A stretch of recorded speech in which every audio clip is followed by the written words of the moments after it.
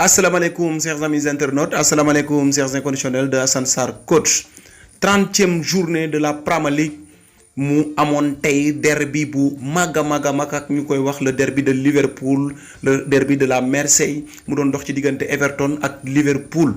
Ñu sétlu né depuis arrêt wu championnat yi Liverpool, le champion d'Europe en titre, le vice-champion d'Angleterre, l'actuel leader du championnat mom mo don dalal tay mom mo fekk ji won tay Everton bu international sénégalais bi Baye Omar Niass bu l'expérimenté entraîneur Ancelotti qui a su tenir en échec aujourd'hui Jordan Klopp mi nga xamantene tay moy entraîneuru Liverpool. Sadio Mané international sénégalais bi titulaire indiscutable tay manqué na son 15e but de la saison manam tay dugalul deful passe décisive waye def na une copie moyen buñu xam ci Sadio Mané def na match bu correct pour mom, mais à l'image de Liverpool c'était une équipe sans aujourd'hui.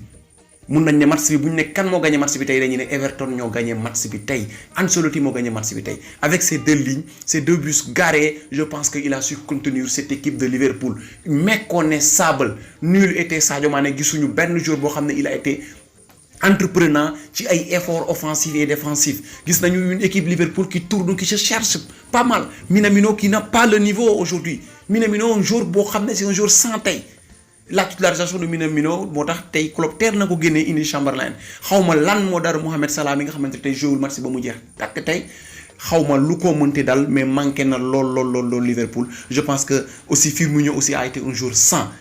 Offensivement Liverpool tay amudon, mais Liverpool a su utiliser la largeur et la longueur, l'espace du terrain d'Everton tay mën nañu jouer na sur tous les côtés, variation de jeu amna, mais profondeur mo manqué won ci jeu bi. Je pense que dernier passe yi mo manqué won ci 30 mètres yi mën nañu sétlu aussi tay ñu bay ci xel les gars.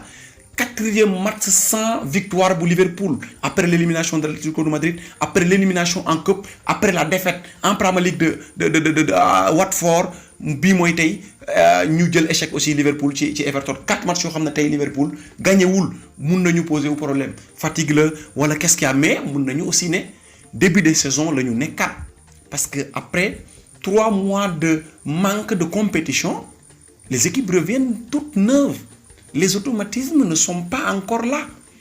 Nous voyons un Liverpool lourd qui se déplace très lentement, une équipe qui se cherche, une équipe sans création. Moi lolu automatisme yi dess na lu bëri xeyna peut-être liga yi di wax la petit vient en masan vu que aussi l'écart confortable bi dox ci digantem ak City. Liverpool est à 83 points, City est à 60 points. Lolu aussi mën na né bala Liverpool di jël rythme possible amna écart bo xamné tay inquiété wuko ala kuli à Liverpool dina nek champion d'Angleterre mu nek une première pour l'international guinéen naviguer mu nek aussi une première pour l'international sénégalais nek une première pour peut-être joueurs yi nek ci équipe bi yépp mu nek sen premier trophée de Premier League mu nek trophée bo xamné tay Liverpool mu ngi koy out depuis 1989, depuis 30 ans wala 31 ans Liverpool mu ngi out trophée bi muy té. Espérons que cette année, et c'est certain que cette année Liverpool dina ko gagner parce que un faux pas de City wala 2 victoires successives de Liverpool. Liverpool est champion d'Angleterre moy lonu vu que aussi tay mën nañ né c'est une équipe bo xamné mën na nek à l'aise parce que Liverpool éliminé nañ ko ci coupe yépp, coupe nationale yépp Liverpool tok na. Aussi Europe aussi Liverpool tok na kon c'est une équipe qui n'a pas de pression, qui pourra utiliser peut-être son effectif. Waaw man dal ci lima mëna wax ci match bi ci fait yi am moy c'est une équipe qui se cherche, mën nañu ko nangu, mais gis nañu aussi une copie de l'international sénégalais Sadio Mané qui a été peut-être le seul homme de Liverpool qui a été très costaud, accompagné de la défense de Liverpool. Moi la et de Fabinho, Fabinho tay machallah jour bu nekkon en jambe la machallah, il a fait aussi un match colossal.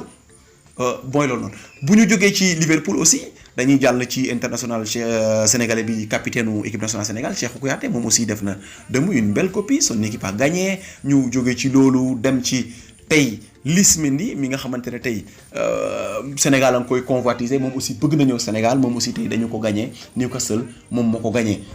N'oubliez pas de vous abonner et de cliquer sur la cloche de notification et n'oubliez pas aussi de donner vos avis, vos impressions sur ce Liverpool là qui est revenu après 3 mois de d'arrêt du championnat. Liverpool dellu si na mun nañu aussi yóbbante aussi benn information boo xam ne tey war nañu ko xam. Everton gëj na dóor Liverpool Liverpool mu ngi ci 11 matchs yoo xam ne tey Everton mënu ko dóor kon chapeau à Klopp ci record boobu xam ne mu ngi koy établir depuis presque belle lurette c'est le seul entraîneur boo xam ne tey il arrive à enchaîner de bons résultats à Everton.